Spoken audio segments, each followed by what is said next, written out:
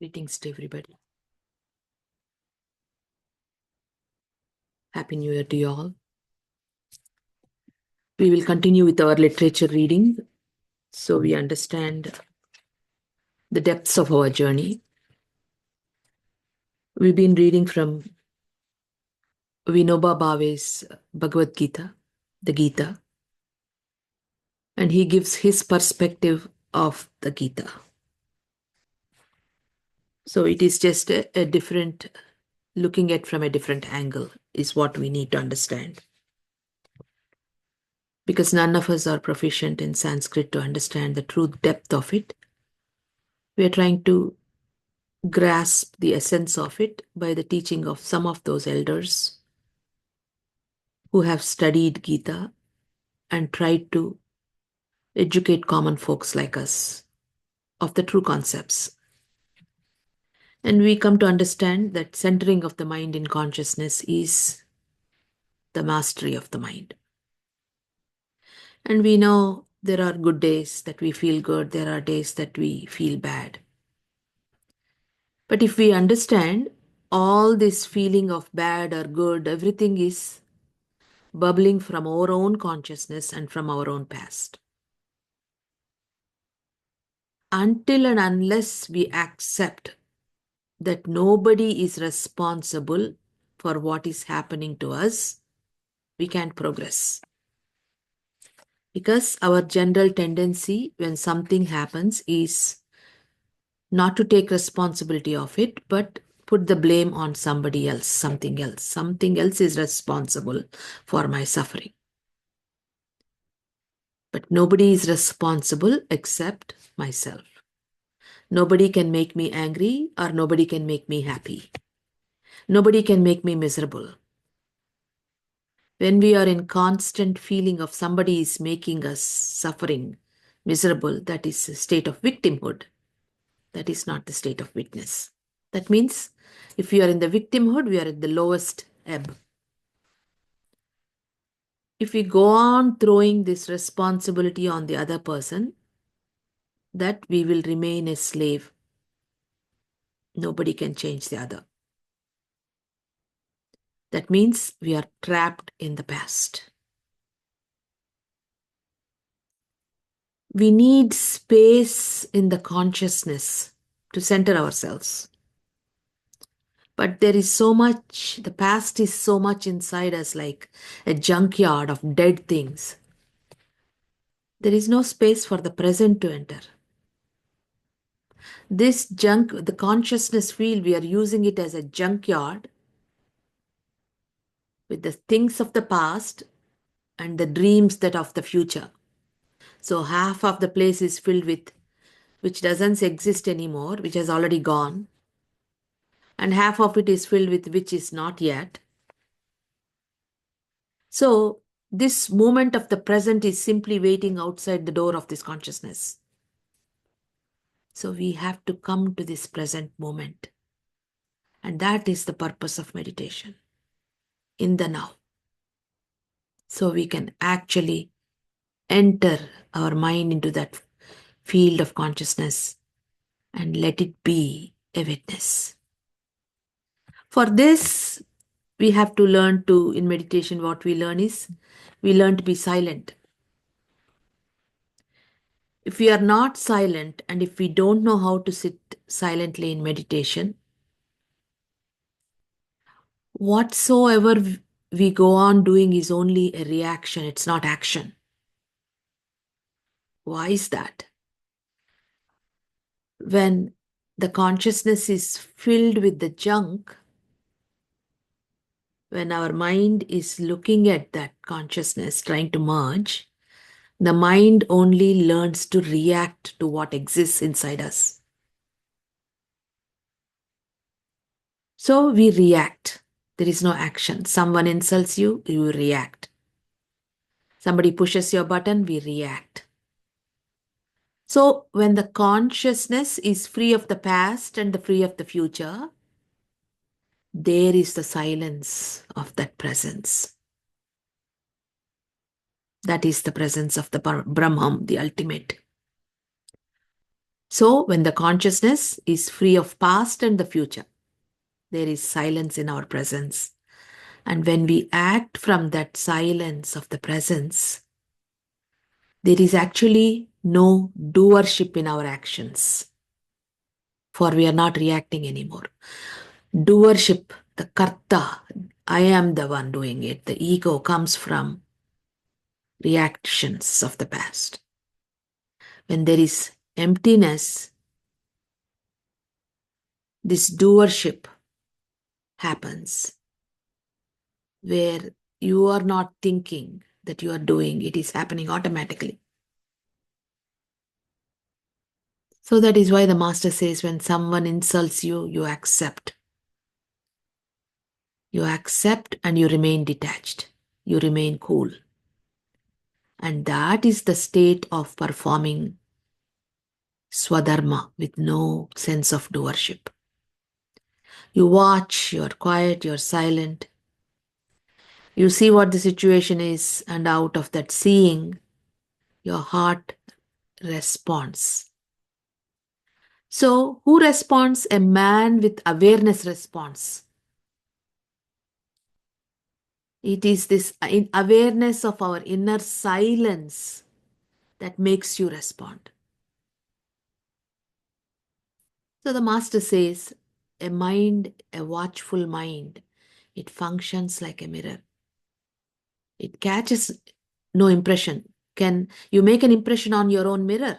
Can you make a samskara on your own mirror? No. It is simply there. It is empty. It is reflecting. So whatever comes in front of it, it reflects. That is the state of the master. So the more we emulate the state of the master, the more mastery happens. So a man in silence is able to be spontaneous in responding because he's not talking, he's not preaching. If you observe our own master, he's not talking, he's not preaching. He is just a mirror responding to us, the need of the moment. So when you become a witness to these games of the mind, the mind is constantly playing out games, which is what we are trying to bring it to silence. So when you start taking a step back and watch your mind, you are moving into the silence and you are resonating to the present. So this is how day after day with meditation, we arrive at that state of acting with no attachment. And that famous example that our master gives is how we are like a drop on that lotus leaf. And we all wonder, how can I be a drop on a lotus leaf? How can I perform action like that? And the entire solution is in arriving at that states of being in meditation. That is why Master never gets tired of telling us, meditate every day at the same time. Ignore the thoughts. Thoughts are coming. Be an observer. Let them go. Take deep breaths. Relax. Center yourself. Arrive at that condition.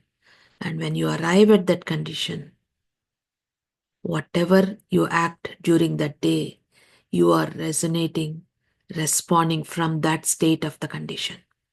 So we have to help ourselves to arrive at that state of being. So now let us understand what Vinobha Bhave is saying. He calls, instead of using the body as an instrument, we lose ourselves in it. We are trapped in the matter. Instead of just utilizing that external body to arrive at the goals of life, we are trapped in the body, beautifying the body. We lose ourselves in it and stunt our spirit, whereby the body, which has little intrinsic worth, has its worth still reduced. The more we are bound by the wishes of the body, the desires of the body, its worth is reduced. That is why the saints vehemently say one should censure the narrow confinement to the body and the blood relations. One may rather venerate even the pigs and the dogs. I don't understand that statement. Do not therefore worship the body and its ties all the time. So he's literally saying it is not worth worshipping your body. You would rather worship animals also. Makes no difference. One should censure the narrow confinement to the body and the blood relations. One may rather venerate even pigs and dogs. Do not therefore worship the body and its ties all the time. Learn to relate to others as well. The saints are thus exhorting us to widen our horizon. Do we ever open our hearts to those outside our narrow circle of friends and relatives? Do we ever try to identify ourselves with others? Do we let our swan self, the bird of the spirit, escape from the cage of the body and breathe freedom? Does it ever occur to us that we should widen the circle of our friends continuously so as to ultimately encompass the whole world and feel that the whole world is ours and that we belong to the whole world? So, here he's bringing our attention about letting go of compartmentalization. My body, my family, my friends. He wants us to extend it to the whole world, which is what the universal love that our masters have taught us. We write letters to our relatives from the jail, that is natural. But would you write to a thief, convict, not a political prisoner, who has become your friend here after his release? So, this book, Vinobha Bhave, these talks are given when he was in jail and he was addressing, trying to explain the essence of Bhagavad Gita to the jailmates. And there were the prisoners were some of them were true thieves that made mistakes, and some of them were freedom fighters in those days. So this is the angle that he's coming from. The self is ever restless to reach out to others. It longs to embrace the whole world. Why is that the self is restless to reach out to others and the whole world? Because it is actually the call of the center that we are being pulled to, and that center encompasses everything. But we shut it up in a cell. We have imprisoned it and are not even conscious of it. That is when we become self centered. We are only thinking of our body, our family, our relations only. So here he is trying to make the awareness of extending this self, this love to the entire world. From morning till evening, we are busy minding the body. Day and night, we worry about how fat or thin we have become. Perhaps there is no other joy in the world, but even beasts experience the pleasures of the senses. Will you not like to experience the joy of sacrifice, the joy of controlling the palate, experiencing the joy of giving away your plate of food, even though you yourself are hungry? A mother tastes this joy a little when she toils for her child. In fact, even when one limits oneself in the small circle of I and mine, one is striving unconsciously to experience the joy in the enlargement of the self. Thereby, the self, otherwise encased in the body, is released to a limited extent and for a little while. But what sort of release is this? It is like a prisoner coming out of his cell into the prison courtyard. This hardly satisfies the self aspiration. It wants the joy of unbounded freedom. So we have to understand when we are reading this book, the circumstances that Vinobha Bhave was in. He was in jail. They were fighting for freedom of India. And the days were not materially luxurious times of life that we are experiencing. So some of these angles we wonder, what is he talking about? But when we are reading a book, we have to understand and be in that time to really resonate with what he says. In short, a seeker after truth should avoid the bylanes of unrighteousness and the dharma, the duty which is not his own, and take to the straight and natural path of Swadharma and never waver from it, bearing in mind that the body is transient. It should be used for the sake of performance of this Swadharma duty and should be given up for the sake of Swadharma when the need arises, remaining ever aware of the eternal and all pervading nature of the self. The distinction between I and others should be removed from the mind.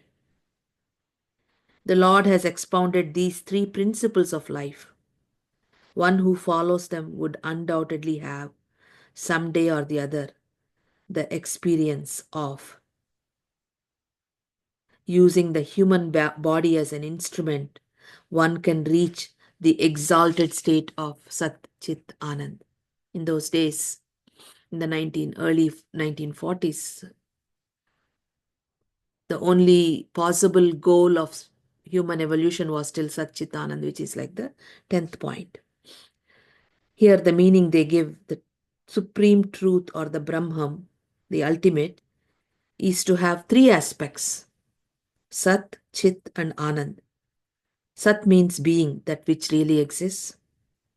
It also means abiding, right, abiding, actual, self existence, essence. Chit means perception or knowledge or consciousness, while Ananda means bliss. The Lord has no doubt enunciated the principles of life, but this in itself does not serve the purpose. These principles were there already in the Upanishads and the Smritis. To restate them is not the Gita's unique contribution. That lies in it explaining how these principles are to be translated into practice. It is in solving this great problem that the ingenuity and uniqueness of the Gita lie. Yoga means nothing but the art of translating the principles of life into practice. So there are principles of life and we need to practice them. Only then it is the true yoga.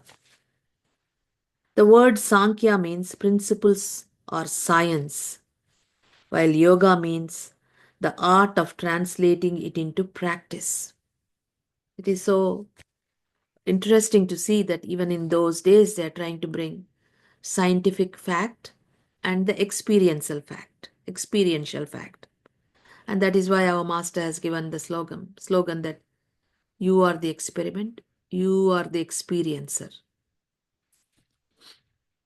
Jnanadeva's saying, the yogis have mastered the art of living, how to live life. That is why yoga is a way of life. In this way of life, we practice certain principles, so we arrive at that goal of ultimate balanced state of the human being can achieve. In Sanskrit, they gave the meaning as samadhi. That literally means a human being who is in absolute state of balance. And all the steps in yoga we already know.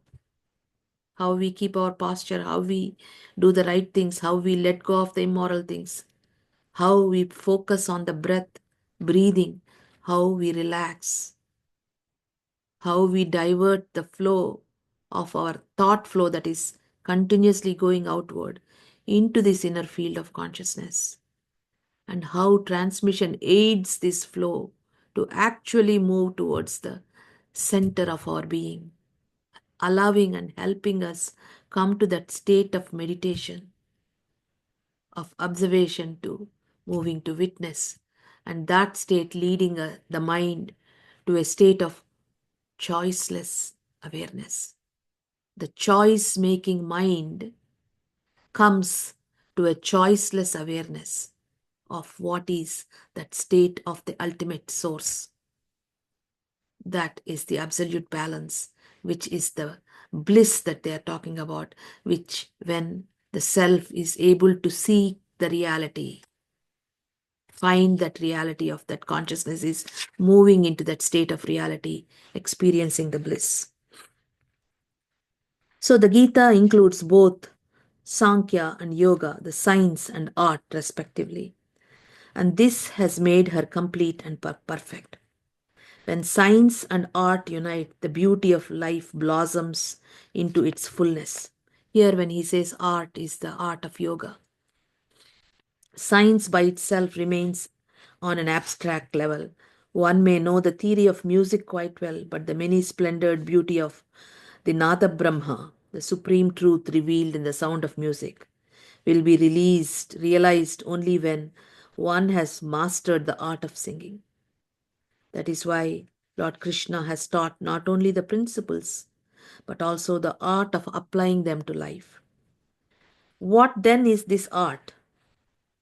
What is this art that he's talking about? The art of practicing Swadharma.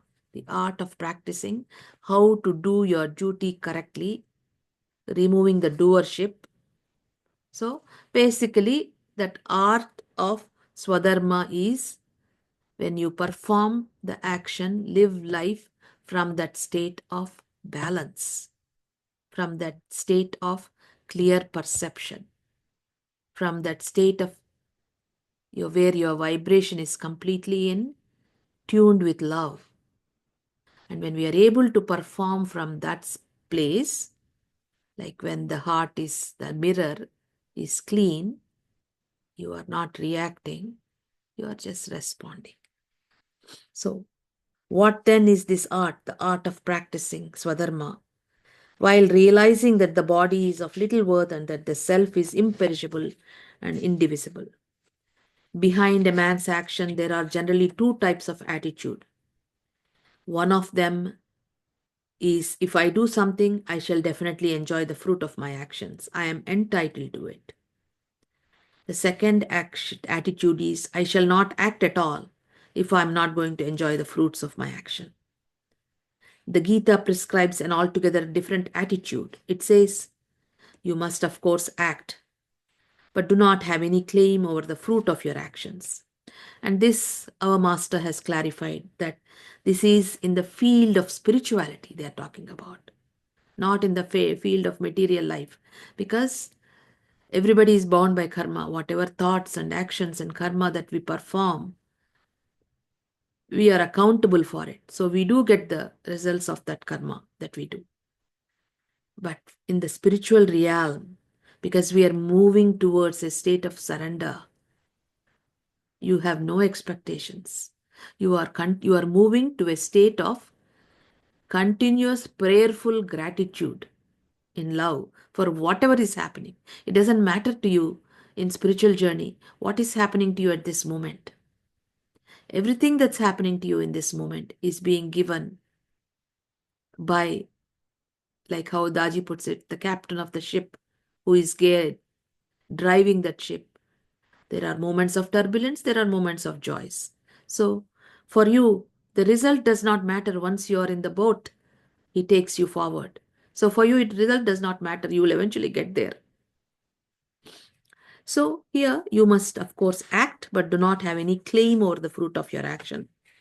One who acts is certainly entitled to enjoy the fruit of one's action, but one should voluntarily give up that right.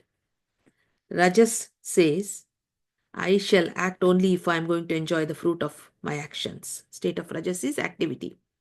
Tamas says, if I am not going to enjoy the fruit, I shall not act at all. These two attitudes are like two sides of the same coin. There is nothing to choose between the two.